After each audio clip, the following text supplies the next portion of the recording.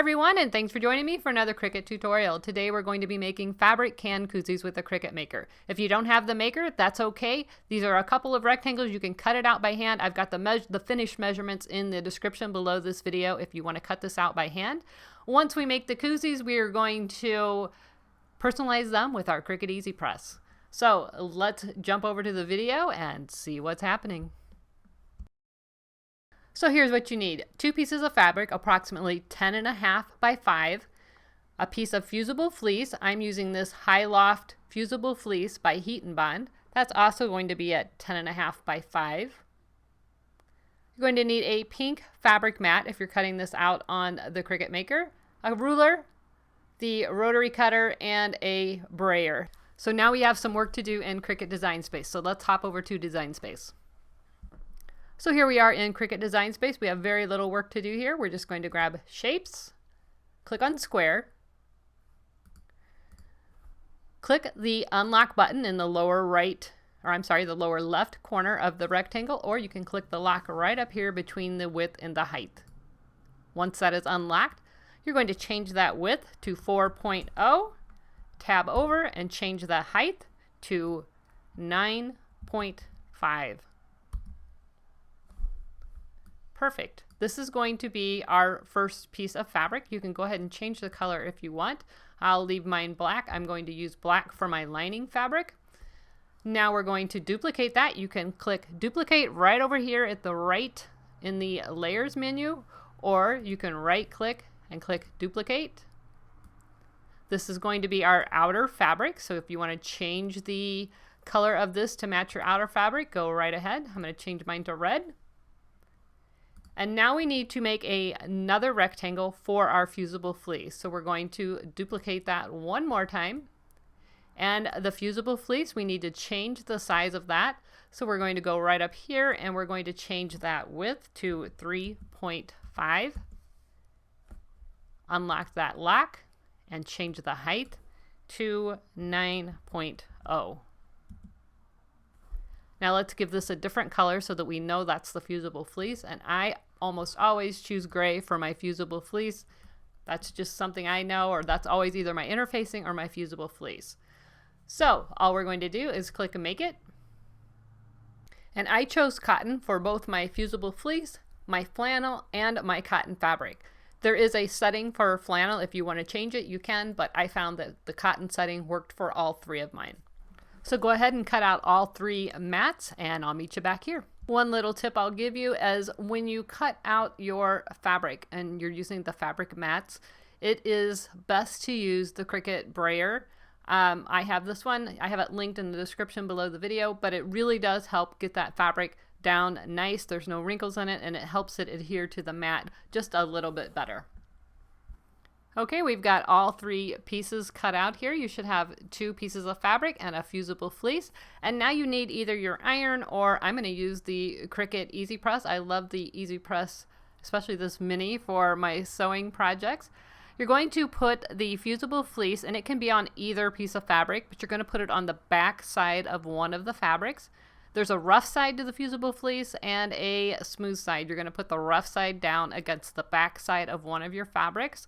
I'm using the Easy Press at 305 and I'm just holding it until it adheres. It's going to take a few seconds, but it doesn't take a whole lot of time. But you just want to make sure that that is adhered and just use your finger and try it on the edge, see if it comes up. If it does, you need a little bit more time and a little bit more heat.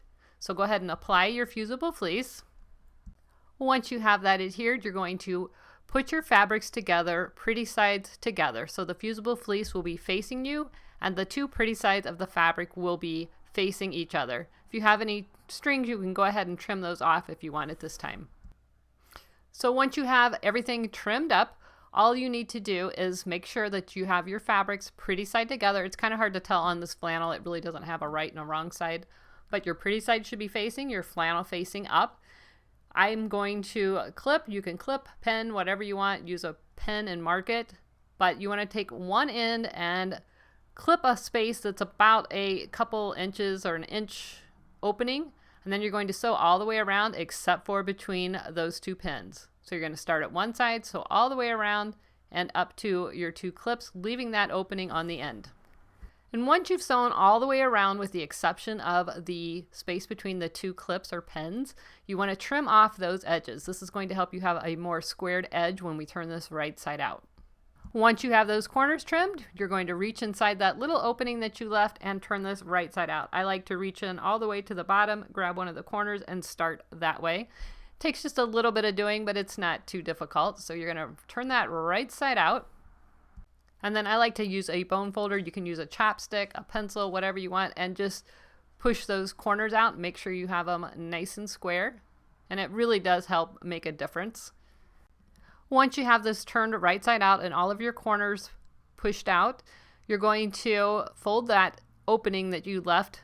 You're going to fold that in, and it should kind of do it naturally. But then you're going to take it over to your iron or your easy press, and we're going to press the entire thing, paying special attention to that little opening so that we can make sure and get that nice and neat. You're going to give that a nice press, making sure that everything is in place. And again, if you don't have the Cricut Easy Press, by all means, you can do this with an iron. I had it out so that I can decorate this in the end, so I thought that made it super easy. And I'm just double checking that that end is nice and clean and tucked in the way it should be. And then you're going to take it over to your sewing machine and top stitch right along those edges. Now I probably did a little less than 1/4 of an inch. All right, it should look like this. You can see I top stitched all the way around. Now you're going to fold it so that the lining is facing out. The outer is folded in half. And then you're going to take it over your sewing machine and you're going to sew right on the inside towards the fold of the stitch that you just made. Once you've stitched that, all you do is reach inside and turn this right side out. Ta-da! You just made a can koozie, and I think these are super cute just like this, and that's probably how I would leave them. But if you want to step it up a notch or personalize them so that everybody has their own and knows whose can is whose, that's what we're going to do next.